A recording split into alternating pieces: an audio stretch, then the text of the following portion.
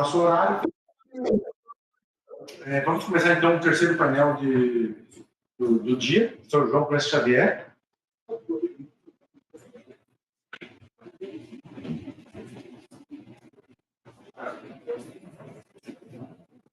O Dr. João Clemente Xavier já está aqui. Quero convidar também o Dr. Márcio Tuma, está presente? E o Dr. Souza do Carmo e o presidente da mesa, o Dr. Diego Mascarenhas.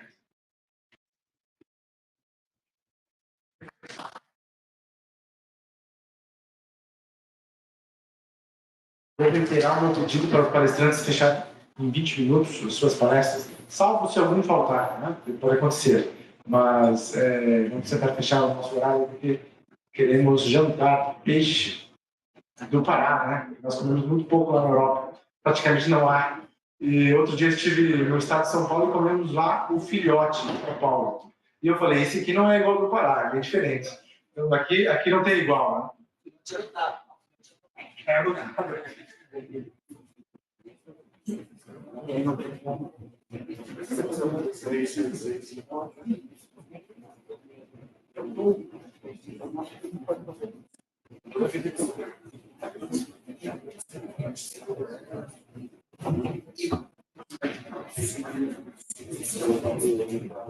Isso aqui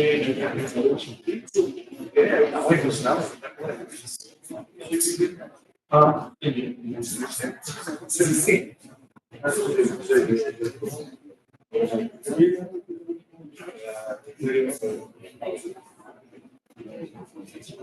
Oi.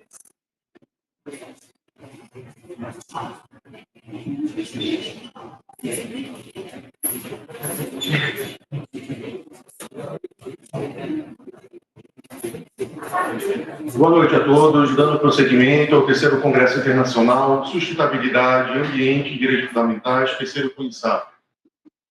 É um grande prestígio que modera esta bancada, né? A palestra dessa bancada, a temática, o eixo central é sobre desafios à sustentabilidade, né? Já está aqui na bancada o querido professor Dr. João Clemente Xavier, da Universidade de Coimbra, que irá tratar conosco.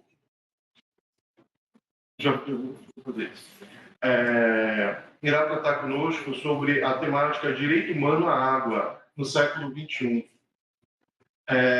Mas por uma questão de ordem, só gostaria de ratificar. O doutor Márcio Tuma, ele se encontra no plenário?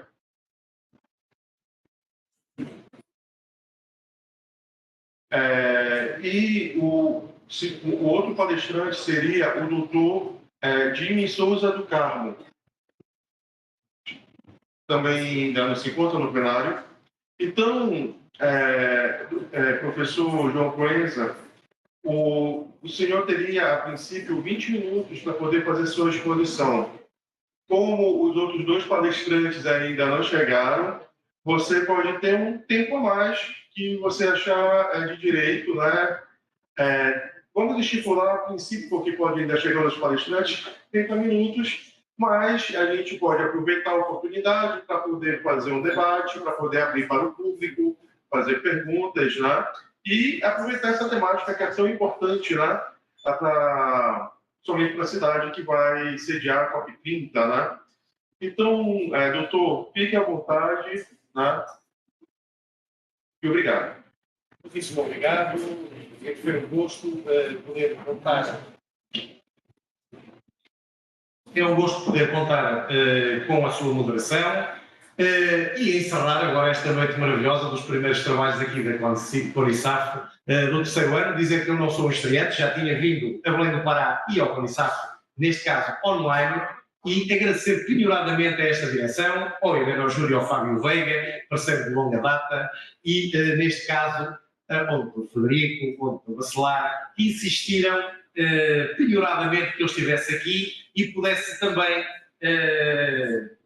secundar aqui o catedrático amigo, o professor Bacelar Gouveia, que veio também pela primeira vez presencialmente, e aliás o argumento foi exatamente esse. O professor Bacelar Gouveia veio, João Francisco Xavier também tem que vir. Portanto, é um gosto magnífico estarmos juntos, estar aqui também a representar Portugal e a Universidade Portuguesa e também a portuguesalidade e esta amizade que há transcontinental entre Portugal e o Brasil. Nessa circunstância também dizer que eu não vendo livros, mas estarei aqui também a apresentar o meu livro, neste caso Bioética e Direitos Humanos, uma reflexão de 20 anos de carreira sobre a reprodução medicamente assistida em contexto ibérico, Portugal e Espanha, Europa e com uma nota de Brasil. Como não podia deixar de ser, deixo para a Biblioteca da UNAMA, neste caso na professora de Bacelar, gestação por substituição, uma perspectiva comparada, análise comparativa em contexto ibero-americano, Portugal, Brasil e Espanha, porque entendi que é uma obra que faz jeito aqui, eventualmente, na biblioteca desta universidade e porque é aquela que me liga mais juridicamente ao espaço que aqui temos, porque não faz muito sentido vir um português falar de direito brasileiro. Também não faz tanto sentido vir um português falar de direito constitucional, de direitos fundamentais da Constituição Portuguesa, sem fazer uma ponte aqui com o Brasil. E nessa circunstância eu deixo esta obra porque é daquelas em que eu posso estar na ótica do direito comparado, das universidades que represento, a Universidade de Coimbra e a Universidade de Salamanca, com uma visão da Europa, do direito brasileiro, nomeadamente sobre a gestação de substituição, e neste caso aqui ficará depois para a estampa, se não estiver hoje o professor Bacelar, amanhã entregá-lo-ei numa das nossas sessões. Ora, muito bem. E agora aqui, já a contar, Sr. Doutora, muito bem, venho falar sobre o direito humano à água no século XXI, aquele em que estamos. Neste caso, num estilo diferente do João Pedro, que é um conferencista nato, e vai na boca da onda, eu falo mais à conferencista da Universidade de Coimbra, de fato escuro, e aqui de cima, mas acho que ele vem perfeitamente e a temática interessará globalmente. Continua na mesma a ser a perspectiva de um europeu.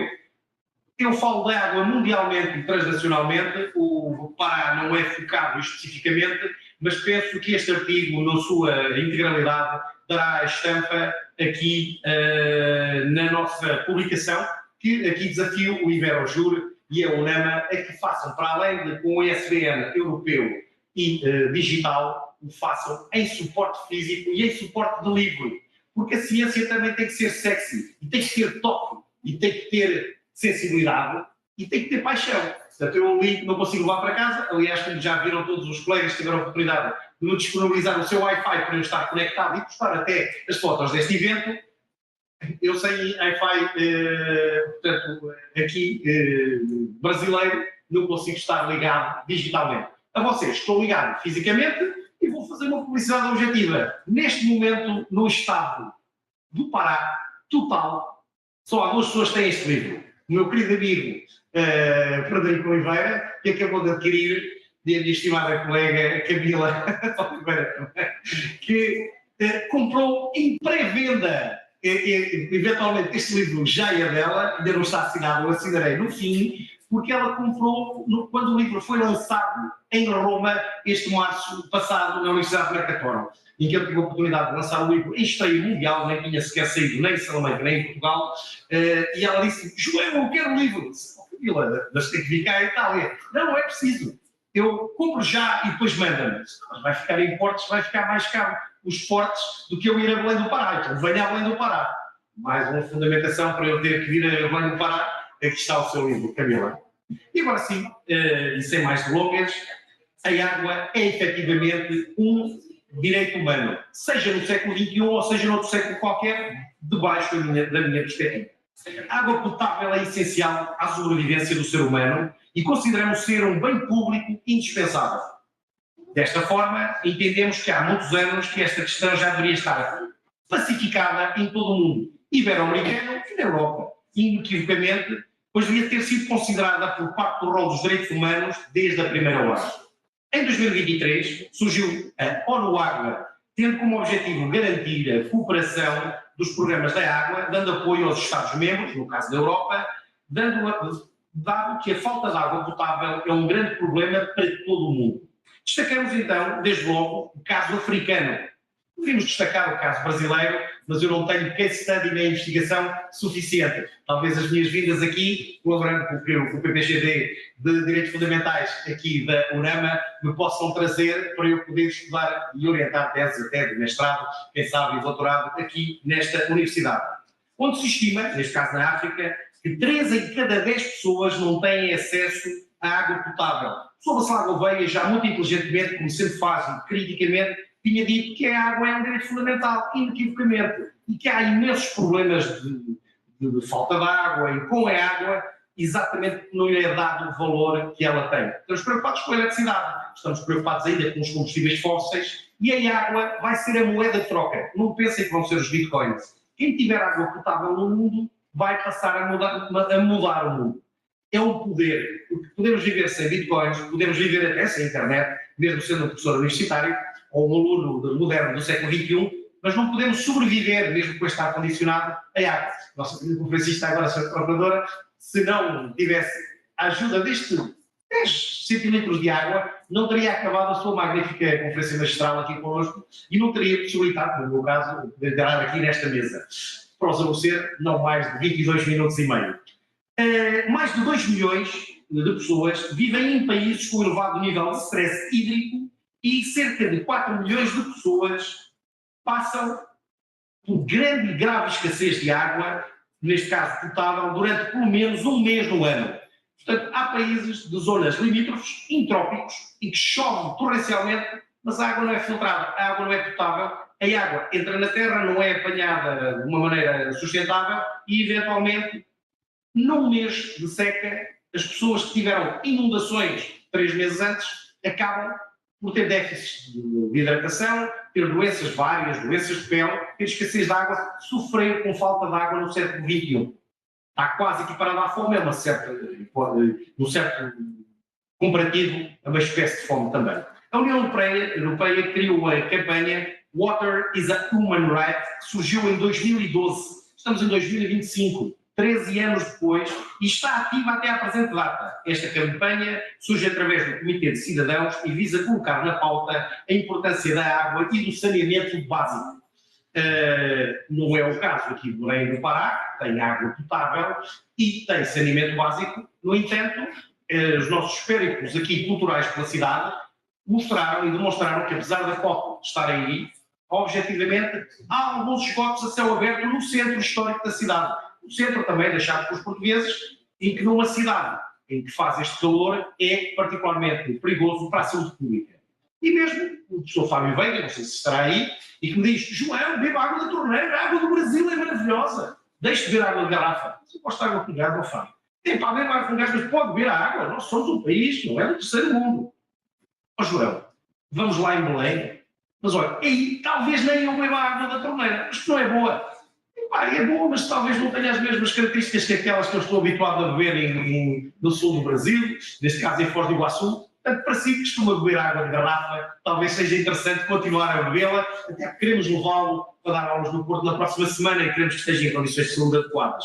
Portanto, beber água potável e água todo o ano não é um luxo, é um direito humano. Mas há sítios do mundo em que isso não acontece. Nessa circunstância,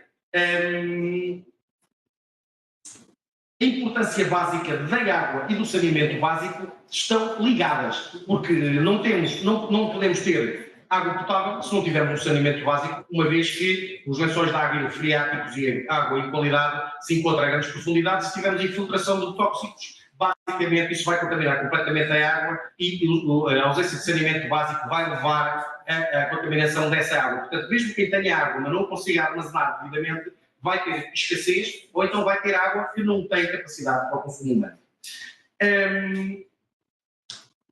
No próprio texto da campanha é possível observar que, em geral, os cidadãos da União Europeia têm acesso à água potável. Consideramos que é natural. A União Europeia sai água e nem nos preocupamos particularmente com o custo da mesma, nem eventualmente com a falta dela. Pois no entanto, existem outros europeus que não da União Europeia que não possuem acesso à água ou então têm risco de escassez de água potável em alguns meses do ano E dessa forma, a intenção do Bloco Europeu, para quem tem acesso à água potável na Europa, é vir a ajudar o resto dos países europeus que não o têm, deixando assim todos os cidadãos da Europa com o direito humano vital garantido por todos. Concluímos, portanto, que em pleno 2025, muitas são as pessoas que sofrem com a falta de água e algumas delas com falta de água potável, entendendo, no entanto, que essa situação é inadmissível no mundo de países desenvolvidos, onde a preocupação tecnológica é cada vez maior do que a preocupação com a vida humana, sendo que estamos face a um direito humano pouco respeitado e por muitos esquecido, sabendo que o direito à água é, sem dúvida, o direito à fonte da vida. Podemos descrever a água como um bem essencial no mundo, pois dependemos dela não somente para o nosso consumo, mas também para a produção de alimentos, para a limpeza e até para a manutenção deste ecossistema verde magnífico que circunda esta nossa universidade aqui nos departamentos da UNAMA. Toda a vida depende da água para sobreviver e sem água não haveria vida na Terra como a conhecemos. Quando falamos sobre a importância deste bem tão necessário, não falamos somente da importância para a existência dos seres humanos, mas a importância para a existência da vida como um todo. E como o professor Gonçalo Gouveia também falava, também para a vida dos animais que comemos, dos animais que nos ajudam nas tarefas agrárias e dos animais que nos acompanham, objetivamente para todo o nosso ecossistema, seja ele urbano ou rural. Este bem tão valioso e necessário também é um motivo de grande preocupação, por outro lado.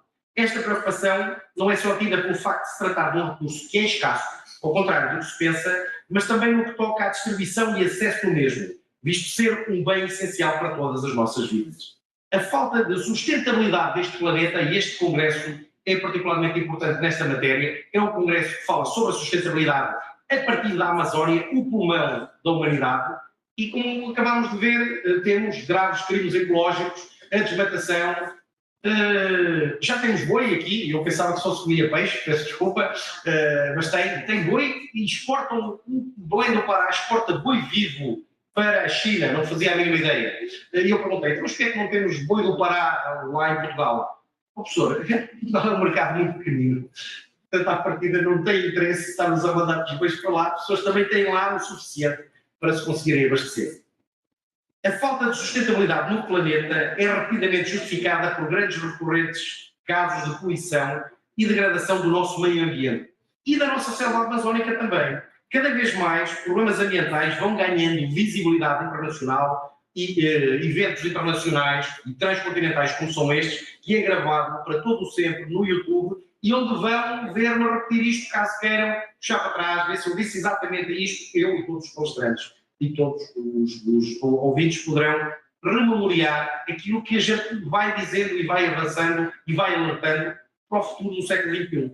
Neste caso, vão ganhando grande visibilidade internacional nas notícias dos grandes meios de comunicação à escala mundial e com divulgação em massa dos problemas cada vez maiores que afetam um número enorme de pessoas, torna finalmente consciência da importância da preservação da selva amazónica, do verde, da água e da relação de políticas públicas contemporâneas para a proteção do meio ambiente. Achámos que era um luxo, era um jardim bonito, é uma coisa fácil, é preciso regar, é preciso água e água em condições para que isso possa ser feito. Grande parte dos problemas existentes na atualidade resultam de ações erradas levadas a cabo no passado e que hoje impactam irreversivelmente a nossa vida em sociedade.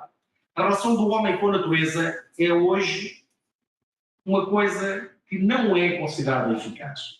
Durante muito tempo predominou a ideia de que a água era um bem infinito e que nunca iria acabar. Isso fez com que o homem a utilizasse de uma maneira desregrada e desadequada, desperdiçando-a sem analisar cenários do futuro e possíveis consequências nefastas destes nossos, também meus, atos.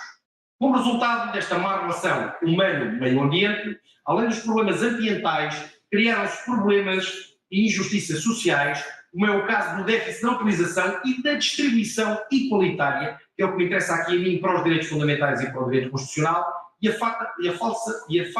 falta de acesso equilibrado da água ao nível planetário. Quer dizer que há países e zonas do globo, zonas do Brasil, onde a água potável é um preço razoável, e noutro sítio há água que não é potável e tem um preço exorbitante. são as zonas mais caras, que têm, as zonas mais pobres, têm água mais cara e que, à partida, têm mais falta de água. E quando, eventualmente, deveria ser exatamente ao contrário. As zonas que têm uma água potável mais adequada deviam ter um preço mais baixo e deviam redistribuir. Enquanto, por outro lado, existem grandes centros empresariais com áreas reservadas ao plantio e produção agrícola, possuem fácil acesso à água potável, existem, por outro lado, pessoas particulares que, apesar de morarem em grandes centros urbanos, foram totalmente marginalizadas e, infelizmente, não possuem acesso com dignidade humana a esta imprescindível água potável.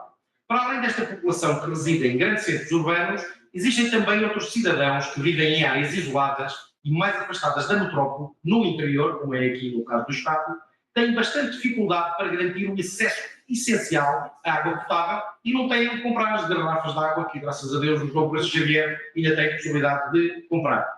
Esta dificuldade é percebida mais claramente quando analisamos esta carência em países subdesenvolvidos. Segundo o relatório da Unesco de 2021, os recursos da água, de água doce dos africanos e da zona africana são estimados em 9% do total do mundo todo. No entanto, eles são distribuídos de forma desigual. Os 6 países mais ricos em água da África Central e Ocidental detêm mais de metade, 54% dos recursos naturais do continente.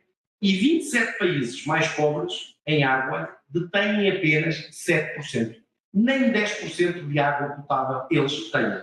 Portanto, na realidade, são os 6 países mais ricos que têm quase 60% de água potável e todos os outros têm só 7%. O que quer dizer que forem países com crianças, com idosos, com muito calor e, naturalmente, com uma população bastante significativa, vamos ter mortes precoces e o índice de vida vai baixar drasticamente. As mulheres grávidas não vão ter assistência, a alimentação não vai ser adequada, vai haver problemas pré-parto, pós-parto e, eventualmente, vai haver mortes completamente desnecessárias, porque enquanto os países mais envolvidos estão a esbanjar a água, a lavar o seu Rolls Royce, temos pessoas na África que estão a beber água da sarjeta. E isso não pode acontecer.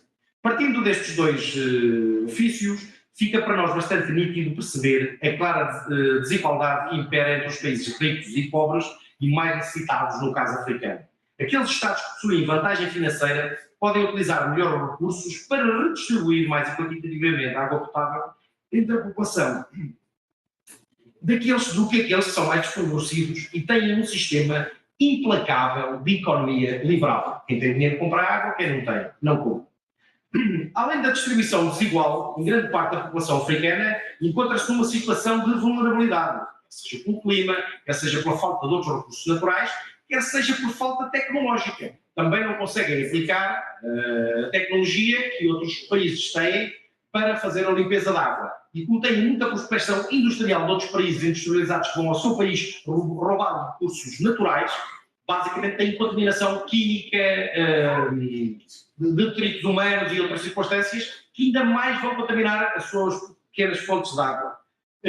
Portanto, são vulneráveis pelo acesso à água na maioria das comunidades e em áreas mais isoladas a água muitas vezes não é de boa qualidade e é obtida através de poças e poços, furos locais particulares que não são monitorizados pelas autoridades de saúde local, porque não há possibilidade de o fazer, e onde basicamente as pessoas tentam procurar água sobreviver, mas a água não tem as condições mínimas adequadas para as pessoas poderem utilizar. Quando usamos, por exemplo, a situação atual dos recursos hídricos na América Latina, os resultados, que é onde nos encontramos, os resultados deste relatório divulgado pela Unesco apontam que esta região possui, em média, 4 vezes mais água do que a média mundial de água por habitante. Portanto, aqui há muita água. No entanto, eu fui recomendado a não beber a água aqui, pelo menos aquela que circula livremente aqui no Pará. Porquê? Se há tanta água, porquê é que não se pode beber? Apesar deste facto, a distribuição de recursos hídricos não é realizada e, ainda assim, a forma da distribuição não é igualitária. Quer dizer, nas grandes cidades, eventualmente, há água canalizada e potável, mas no Estado, fora do centro, fora das zonas metropolitanas e fora da capital, basicamente encontramos captações particulares onde a água potável não abunda e onde a qualidade da água é muito baixa, até mesmo nociva à saúde. A falta de incentivos e de investimentos para garantir uma alocação eficaz destes recursos e não há uma estratégia por regiões. Basicamente estamos no sistema liberal. Quem tem mais dinheiro, quem produz mais dinheiro, quem tem mais indústria, quem precisa mais de água e tem capacidade de capital para adquirir em modos mais limpos, assim o faz. E, eventualmente, quem fica em regiões limítrofes vai ficar com água de pior qualidade. Já na Europa, onde nós vimos, a criação da Diretiva Marco da Água da União Europeia, no ano 2000, demonstrou inequivocamente a importância e a relevância a conceder a estudos eficazes e a ação para a melhor utilização deste recurso hídrico. Nesta região, há um fator distintivo e que já é possível a adoção de diferentes abordagens sobre o tema para cada país, pertencendo ao bloco europeu, a possibilidade de identificar zonas com mais água, zonas com menos água, canais de distribuição perfeitamente possíveis para fazer essa distribuição equitativa, pelo menos na área europeia da União. Segundo o relatório intracitado, isto revela que as abordagens discerníveis para valorizar a água quantitativamente no contexto transfronteiriço são mais direcionadas aos aspectos específicos das gestões hídricas políticas transfronteiriças, como gestão de inundações, redução de risco de catástrofes, sistemas de alerta precoce e serviços de ecossistemas, o que na realidade às populações nada ajuda para o consumo hídrico para hidratação regular. Portanto, estamos mais preocupados com questões transfronteiriças climáticas, institucionais e políticas do que propriamente o consumo equitativo e equilibrado da água per capita e por região. Não há, no entanto, qualquer menção à discussão e procura de alternativas para uma redistribuição de recursos hídricos nesta escala. Já na região considerada a mais populosa do mundo, segundo a AMIN, em 2013, o acesso à água potável é fundamental para a sobrevivência, para o desenvolvimento social, para a prevenção de doenças relacionadas com a qualidade da água.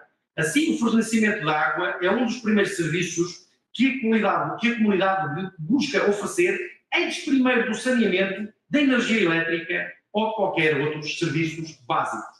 Portanto, pensem no caso da professora Rosário, que a professora Rosário aqui trouxe, do apagão europeu, talvez o maior da história, em que Portugal continental, 3 minutos depois do professor Fábio Barreira tirar a mala do tapete da última viagem para o Brasil, em que nós estávamos já no aeroporto de Lisboa, apagou Portugal continental, toda a Espanha e 90% da França.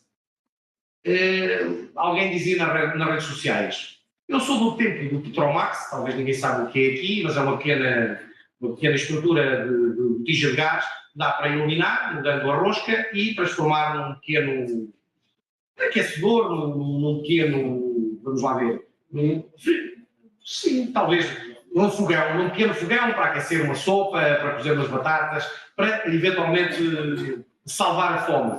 E nessa circunstância, quem era mais velho tinha uma lanterna. Basicamente não precisa da internet para postar nada imediatamente, como dizia o professor João Pedro, e então estavam tranquilos. Foram os mais velhos que não ficaram com problemas de ansiedade com a falta de luz. Nós, 3 minutos sem malas, fechados no aeroporto, não foi o nosso caso, tivemos uma sorte brutal. O Fábio Veiga tem um boa santo e a mãe dele e a minha rezam muito bem pelas nossas viagens académicas conjuntas. No entanto, todo o mundo ficou em pânico total. A comprar pacu, como se diz lá no sul do Brasil, papel higiênico, água aos milhares, até um supermercado fechado e até tirar notas do multibanco para comprar o que estava tudo fechado.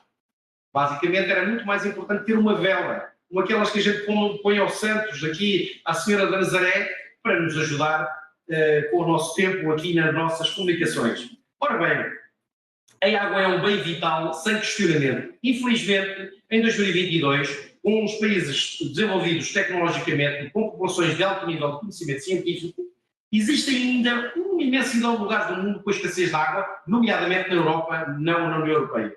Diariamente existem crianças que morrem desidratadas e pessoas que ficam doentes por consumirem água contaminada, de vários tipos, porque essa é a única água que eles têm, não têm nenhuma outra. Vivemos num mundo onde a tecnologia e o status pessoal estão na frente de tudo e tudo tem muito mais valor que a vida humana e que o amor próprio.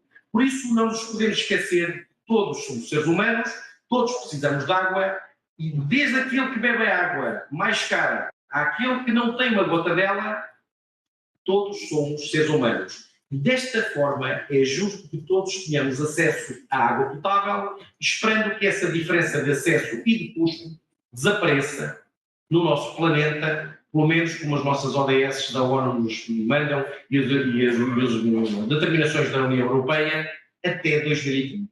Como tal, queremos e creio que, com a força da ONU, como Organização Mundial dos Direitos Humanos, e todo o seu engajamento para solucionar este problema, confio na meta traçada, que é de facto possível, se todos quisermos, não até à COP, no próximo inverno, mas até 2030, até 2030, é possível que a água potável chegue a todos, sem deixar ninguém para trás neste mundo. Muito obrigado por terem ficado aqui até ao final da sessão. É um gosto estar aqui presencialmente pela primeira vez.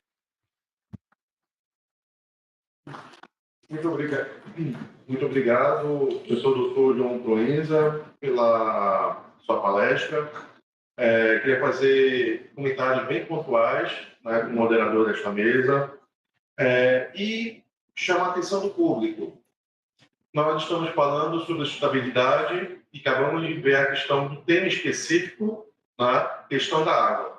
E quando a gente fala de sustentabilidade, a gente está falando o quê? De água potável e saneamento. E dentro da cidade de Belém, nós apenas, o percentual de saneamento de esgoto gerado e tratado é de 2,4%, menos de 3%. Né?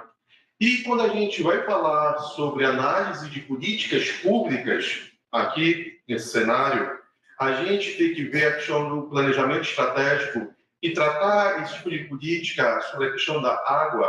É uma política pública, né, conhecida por ser pela intersetorialidade, quase que não sei a palavra, perdão, peço que eu vou repetir, tá?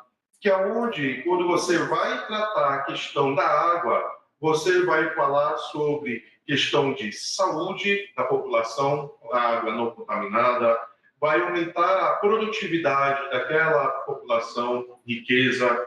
Vamos falando sobre a questão da conservação do próprio meio ambiente e falando da questão do turismo. Então, na realidade, para poder resolver um problema deste de uma forma objetiva, ele é transversalidade com vários outros elementos articulados de políticas públicas para poder conseguir sanar exatamente este problema, tá? Bastante complexo. Mas, diante dessa realidade, sabendo que, de acordo com as diretrizes e objetivos de desenvolvimento sustentável da ODS, da ONU de 2015, a número 6, né, que fala sobre água potável e saneamento, né, a gente observa que as atuais políticas, né, governamentais, estaduais, estão indo na direção, depois desse diagnóstico, né, do problema, a identificação, né, os impactos e efeitos negativos, né, para a nossa sociedade. A gente tem que mencionar que em abril, né, agora, no mês passado, de 2025, dos 144 municípios, né, do estado do Pará, 99 foram contemplados com um novo marco legal do saneamento, né, que aonde busca a implementação de políticas públicas para conseguir ter acesso universal da água, né, até o ano de 2033. Né. Percebo que demora um pouco, né, que nós chamamos de modelo implementarista de políticas públicas, né, e a questão de esgoto sanitário, né, até o ano de 2039. Então, é uma temática que está presente na nossa realidade, nos reportam. Ela é multifacetada e bastante complexa para poder atender essas demandas. Né? Mas é importante a gente realçar isso daí e a gente fazer um diagnóstico e quais são os movimentos de políticas públicas para poder tentar centralizar sobre isso. Bem, queria feito apenas essa pequena contribuição para poder deixar mais destacado e explorado dentro do contexto da regionalidade, né, aqui da nossa audiência. Agora, retomando o dispositivo de honra anterior, tá, um palestrante chegou, né, está aqui do meu lado, né, o professor doutor Jimmy Souza do Carmo, né, advogado, tributarista, professor daqui da casa, da UNAMA, e sócio do Brasil Carmo Rodrigues Advogados. O professor Jimmy, ele irá tratar, gente, sobre uma temática bem interessante. Ele vai falar sobre transição energética e descarbonização da economia através do hidrogênio verde. Quais seriam os elementos estratégicos desse player para esse ecossistema de desenvolvimento, né, de bem-estar social, econômico e por essas pujantes? Tá? Então, professor, fique à vontade, a palavra é sua.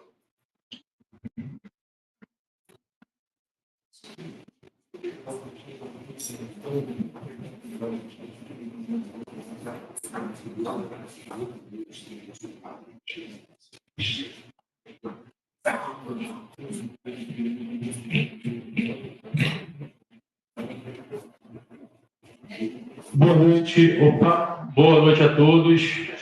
Primeiramente, gostaria de cumprimentar o presidente da mesa, o professor Diogo Mascarenhas.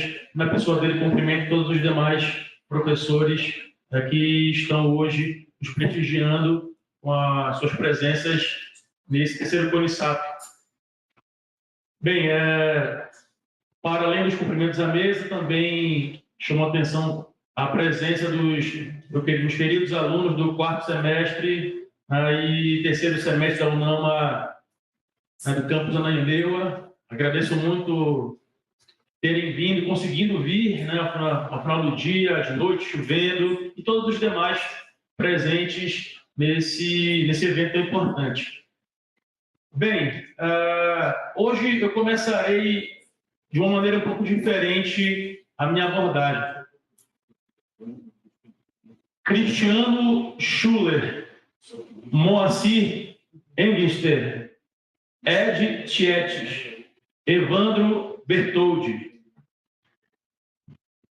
Esses 5 nomes que eu acabei de falar foram 5 dentre os 51 mortos do desastre do Rio Grande do Sul. Tá? E eu fiz isso para registrar que eu lembro o que aconteceu em 23. Tá? Eu creio que um dos grandes desafios hoje da ação humana no mundo é lembrar do histórico e aprender com esses erros. E como foi falado muito bem aqui na mesa, nós temos que lembrar que ser sensível ao ser humano é uma das habilidades e potencialidades mais necessárias e importantes que o ser humano pode ter para com o mundo, com a sociedade mundial, com a sociedade internacional. Então, eu começo dessa forma para que nós lembremos o que aconteceu e possamos ter a possibilidade de nos chocar com o que aconteceu, o desastre climático que aconteceu no Brasil, para deixar claro que os tratados internacionais em matéria ambiental, eles são importantes, eles são dramáticos e são irresistíveis a nós, porque, como nós sabemos, o clima está mudando, né? E como até os dias atuais, secretário-geral da ONU, o Antônio Guterres, falou lá em 2017, nós temos que lembrar que nós estamos lutando pelas nossas vidas. E a grande questão é, nós estamos perdendo. Essa é a grande questão que traz à tona as reuniões que são realizadas por meio das COPs. Então, entender o cerne das discussões internacionais, o cerne das discussões, os diálogos internacionais sobre matéria ambiental, deve ser identificado como premissa fundamental a qualquer diálogo sobre o meio ambiente, no Brasil ou fora dele. Então, com essa ambientação quanto à matéria, eu começo lançando mão rapidamente de 3 marcos extremamente importantes em matéria ambiental. O quadro de trabalho ONU, que lá na década de 90 estabeleceu os objetivos para desenvolver sustentavelmente o mundo, como premissas macro que devem ser obrigatoriamente efetivadas e essa efetivação deve perpassar pela concretude, como o professor Diego falou, de políticas públicas hábeis a resolver problemas difíceis. Tá? Nós sabemos hoje, nas excelentes aulas do professor Frederico Oliveira, aqui eu saúdo pessoalmente em especial, que me fez acordar para temas extremamente importantes e perceber o seguinte: os problemas no Brasil não são apenas nossos. Os problemas no Brasil em matéria ambiental são de todos. E quando nós falamos de todos, são todos os países que fazem parte e compõem um mosaico de nações da sociedade organizada mundial e internacional. Então, a grande questão é o que nós podemos fazer e o que nós estamos fazendo e sob que égide, sob que domo, que referencial teórico, que legislação nós precisamos estar em observância para desenvolver políticas públicas para resolver problemas difíceis. Como eu costumo dizer, a legislação é estanque e os processos humanos são dinâmicos. E como nós vamos ver rapidamente hoje, que transição energética é um tema muito polêmico, muito atual e mereceria um curso de 1 ano para nós falarmos sobre isso.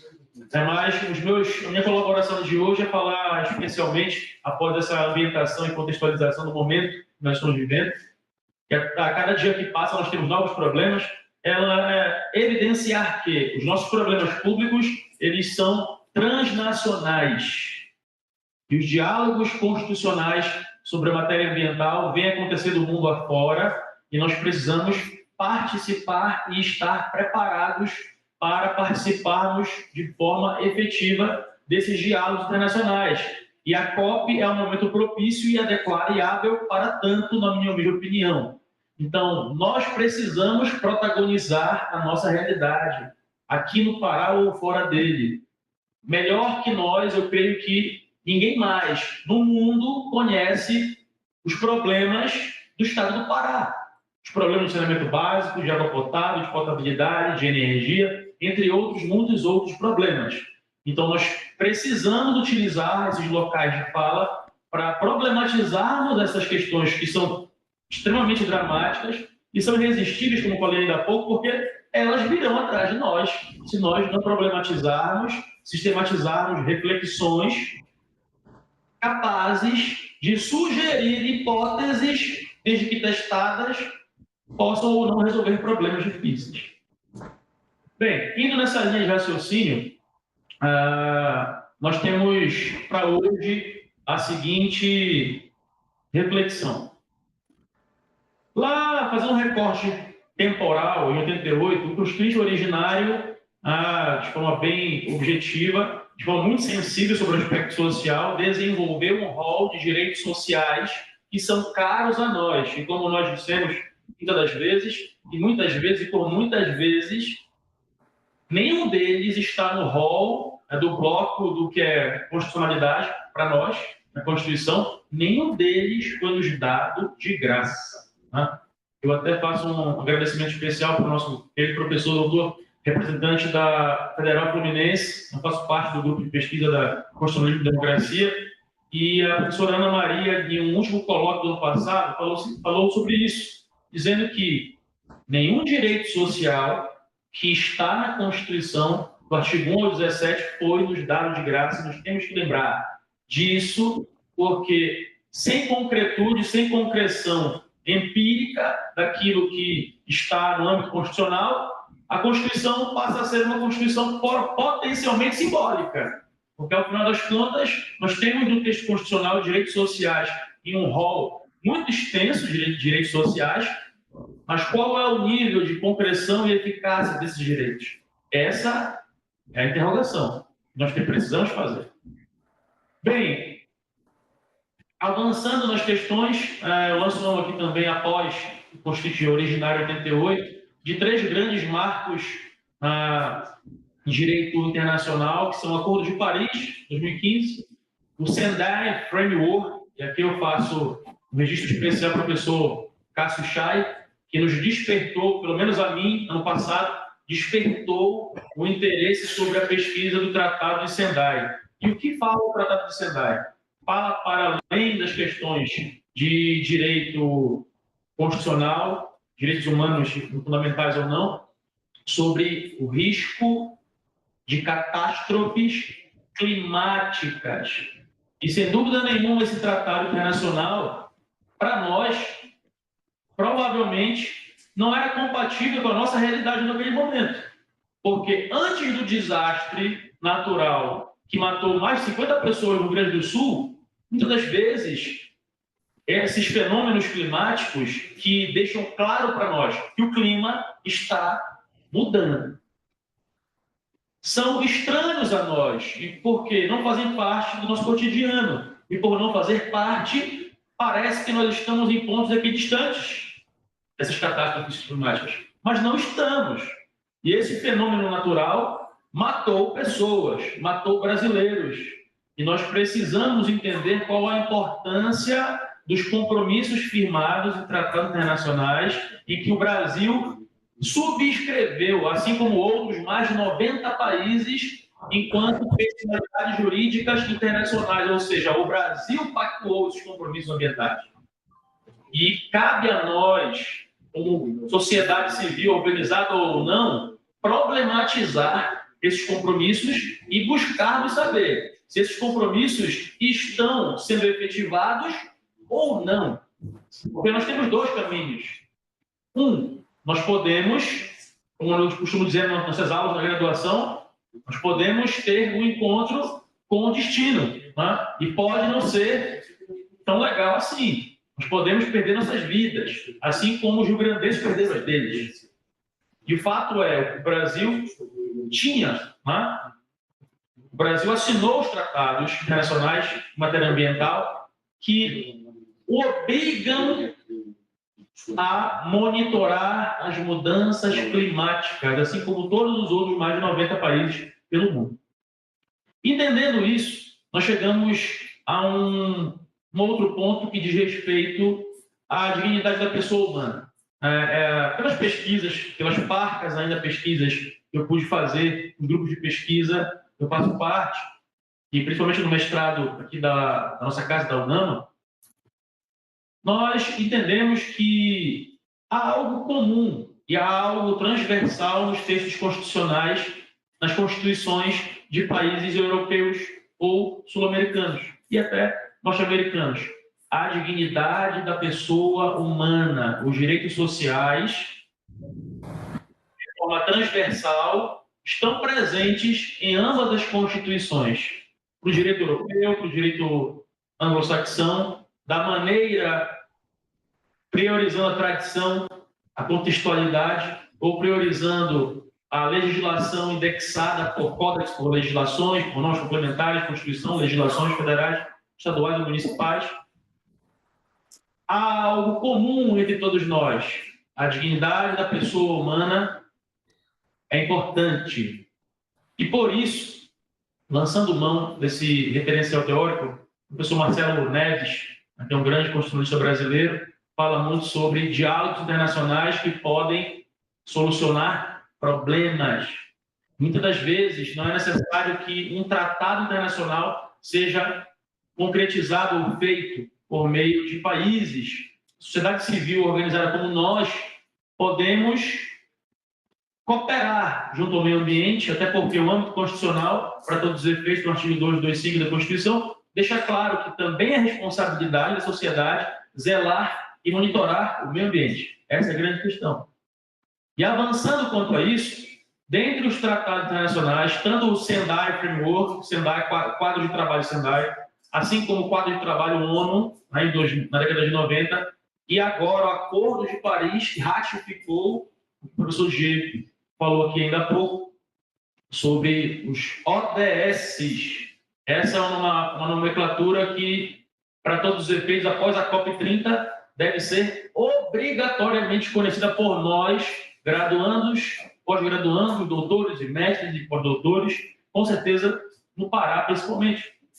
O programa sediar a COP. ODS dizem respeito a objetivos para desenvolvimento sustentável. Aí, desde a década de 90, esses objetivos vêm sendo tratados em grupos de trabalho e reuniões pelo mundo afora, propostas pela Organização das Nações Unidas. Tá? E dentre muitas outras questões, chega aqui o ponto meio aqui aproximadamente da minha abordagem. O ponto é, o que nós estamos fazendo para reduzir a emissão de gases efeito estufa na atmosfera? E a doutrina especializada fala sobre essa questão, informando e identificando um problema. Né? Nós estamos carbonizando o meio ambiente, nós estamos emitindo gases poluentes, efeito estufa no meio ambiente há muito tempo, desde a primeira Revolução Industrial, desde a criação da máquina a vapor, tá? Lá no século XVIII, início do século XVIII. Então, a questão é, como relacionar essas obrigações desses pactos internacionais para a redução de emissão de gases poluentes na atmosfera com a transição energética? E o que é a transição energética? Para todos os efeitos, nós temos que também registrar que o Brasil é pioneiro na descarbonização do clima, do meio ambiente, por meio da escolha de fontes geradoras de energia menos poluentes. Tá? Desde 2022, o agente regulador, a ANEEL, a Agência Reguladora de Energia Elétrica, estabeleceu um marco legal que deixou claro as regras para construção e para inclusão no setor elétrico de medidas que impulsionam a escolha pelos grandes geradores de energia por fontes menos poluentes.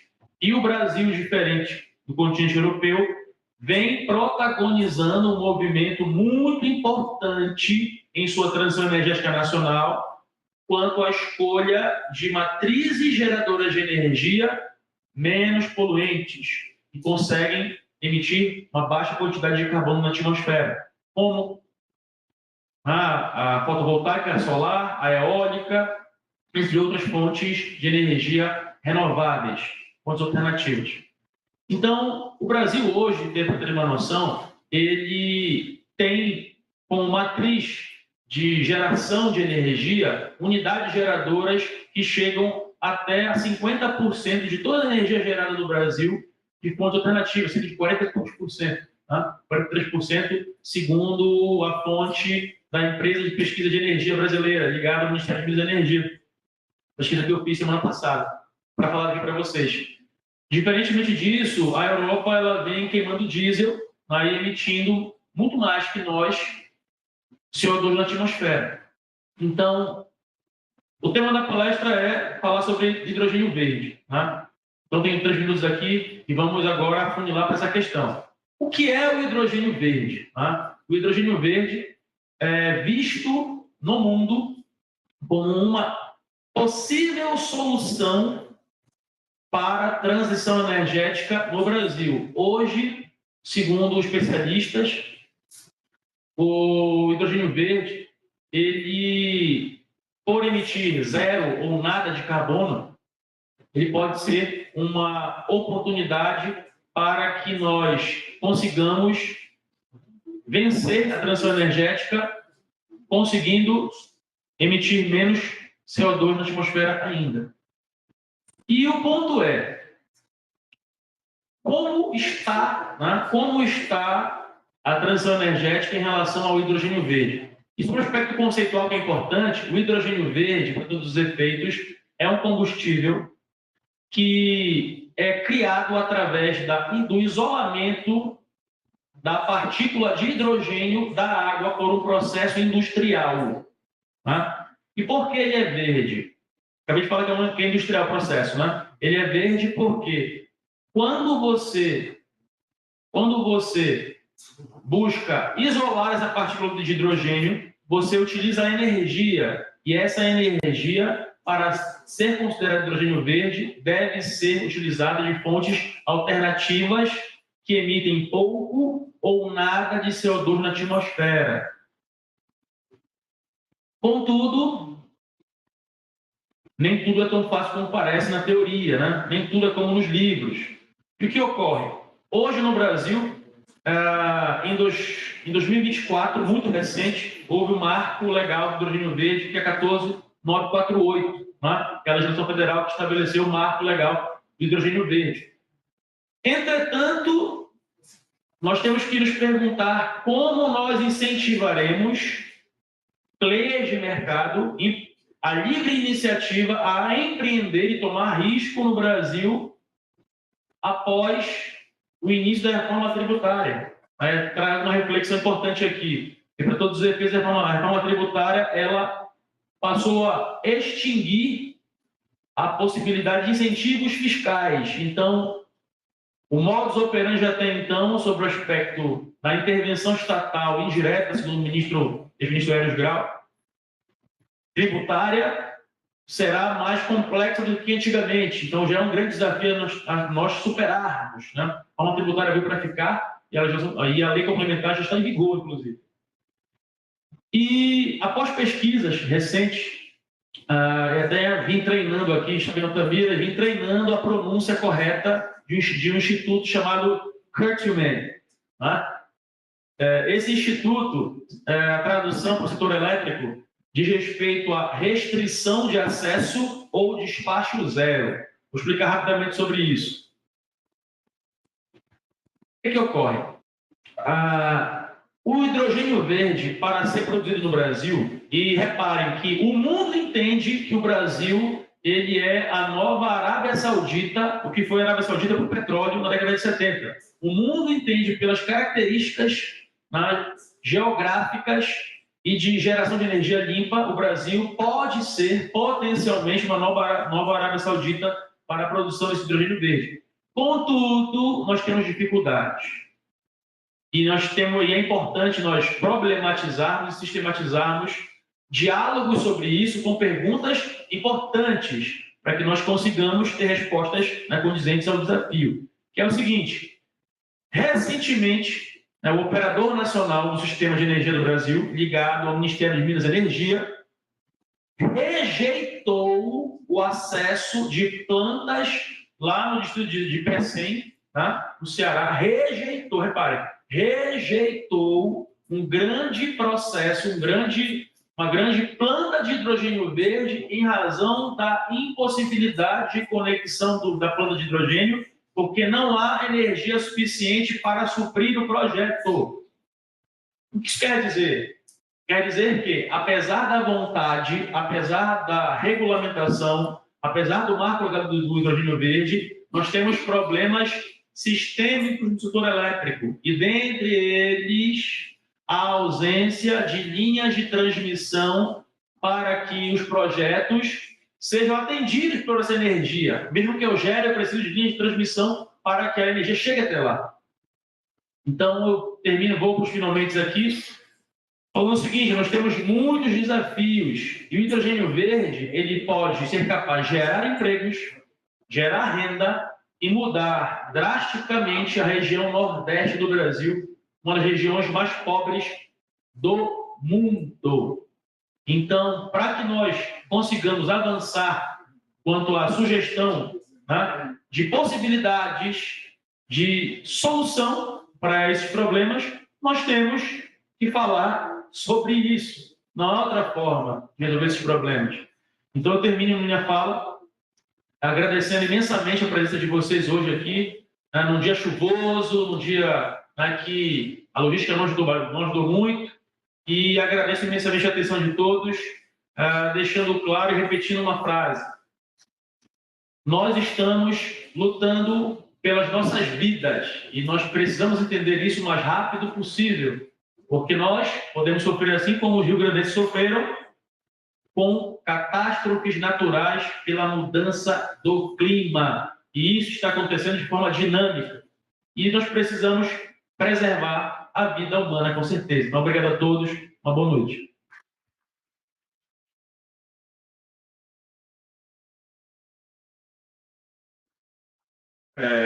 Gostaria de agradecer ao palestrante Jimmy pelas palavras de sabedoria transmitidas aqui, dentro desse auditório. E na questão de moderador, fazer apenas alguns comentários dentro da fala, E uma das palavras-chave, né, não poderia ser diferente dentro dessa palestra, foi o termo, né, transição energética, né? E a questão de questionamento sobre se o hidrogênio verde, porque existe uma disputa, né, de movimento, se vai ser, por exemplo, se eu não me engano, eu acho que é a Toyota, né, que está investindo em hidrogênio verde, não é isso? Né? Tem vários, né? Mas só que nós vemos o quê? A disputa, né, do carro elétrico, né? Quais esses tipos, né, de modelo vai acabar o quê? Ganhando a questão de mercado, né? Então, e toda a gente fala de transição energética, né, fica a questão de questionamentos. Mas, assim, Maquiavel dizia que a história é a mestra da vida, né? A história ela é cíclica e ela se repete e as janelas de oportunidades. Aqui, nesse caso de transição energética, nós já vivenciamos sobre isso daí, né? Por exemplo, quando surgiu o carro a combustão, que hoje em dia é questionado, né, quem andava de cavalo dizia que aquilo ali não ia prestar, nem a funcionar. Porque onde eu vejo mato, vejo um capim, o cavalo vai comer e tudo mais. Como é que ele vai ter uma infraestrutura para poder o quê? Colocar esse carro a combustão, né?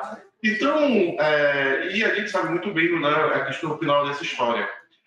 E no meio dessa questão de discursividade, de busca de validades ou de legitimidade, né, teve a palestra, né, do professor Pedro, né, falando sobre a questão dos problemas, né, sobre o aspecto do greenwash, por exemplo, né. Você chegou a mencionar o case emblemático da Volkswagen deles? Não? Então, vou mencionar de uma forma sucinta.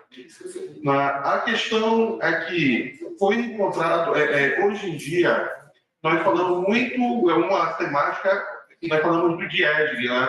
Que é meio ambiente, a questão do social e a questão de governança, né? Que é o Environment, Social and Governance. Né? E a gente vê as questões de doping, né?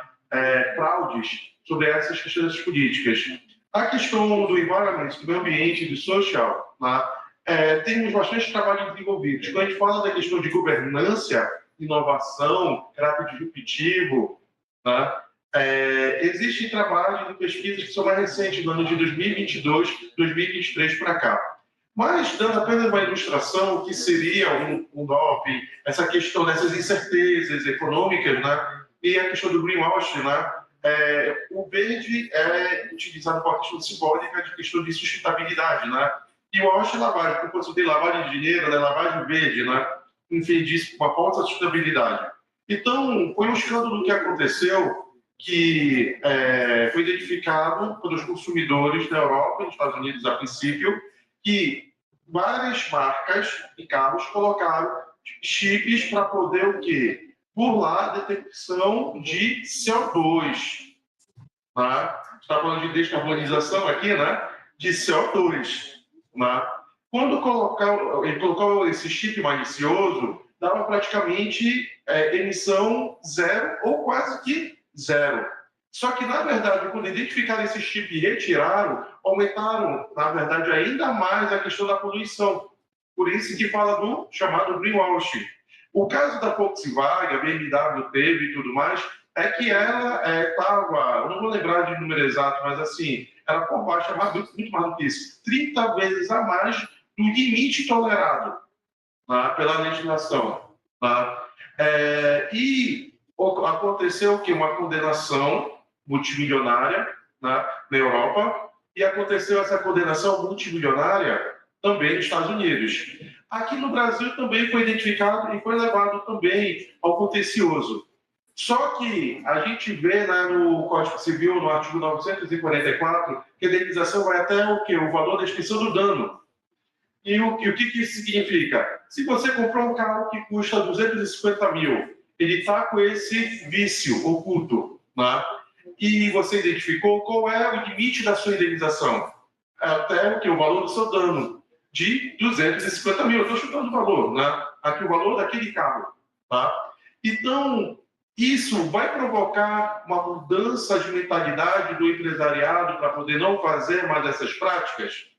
Então, a gente fala da questão de aperfeiçoamento do sistema legal para poder falar dessa questão de transição energética, né, dos chamados punitive damage, dos danos punitivos, por exemplo, em questão de responsabilidade civil corporativa, né, responsabilidade nesse aspecto aqui, né. A Volkswagen, ela realmente budiu essa prática, mas não foi por causa do sistema legal brasileiro, não foi por causa do Estado brasileiro, mas foi o quê? Por causa do quê? O que aconteceu com ela nos Estados Unidos e aconteceu com ela na Europa.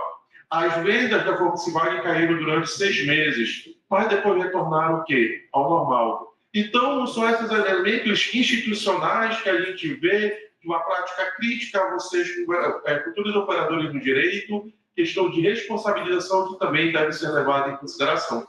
Tá? Dito isso, gostaria de agradecer, né, de estar moderando, estar participando, aqui contribuindo nesse evento, para, né, os professores que estão compondo aqui a bancada, né, ao Vitor Nova, ao Pedro, né, ao Fred, ao Fábio, né, Andresa, os professores Camila, Karina, enfim, e dentre outros, para falar que já não está mais aqui presente, Jefferson Bacelar. Tá? Então, vamos ter sorteio de livro com essa dinâmica? Tá? Também não, né? Não. É porque cada um está com um livro aqui do lado, né?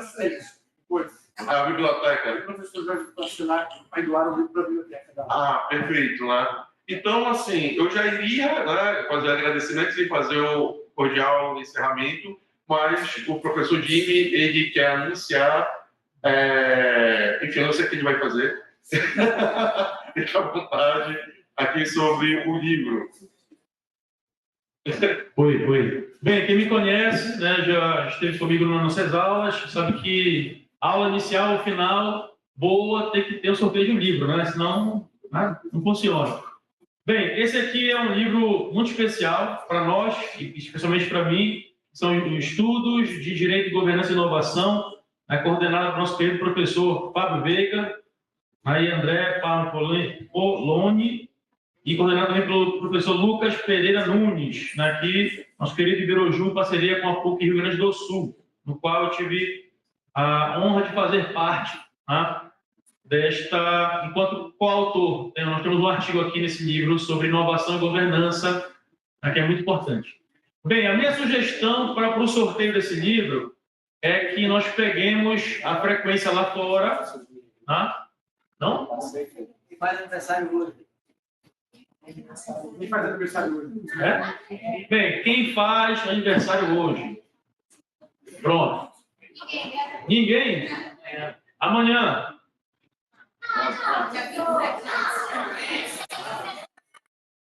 No mês de maio. Opa!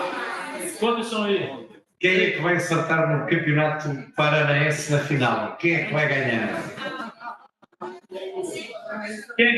Quais são os dias? Eu estou pelo Remo. 5. Vamos lá. Chega aqui.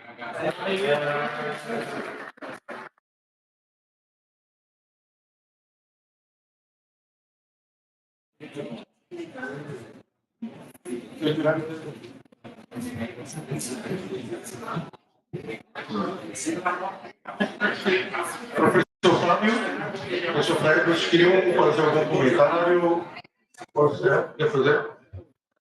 Gente, só o professor Fábio vir aqui fazer um comentário de encerramento. Tá. Pessoal, tem que fazer a foto do vídeo. Pessoal, vocês são muito lindos e fotogênicos. O que vocês acham de tirar uma foto bem aqui, todo mundo? A gente já está nesse horário, gente. Não. Bem, bora. Tá? E depois da foto, declaro encerrado, né, essa sessão. Vamos aqui tirar a foto. Ô, professor!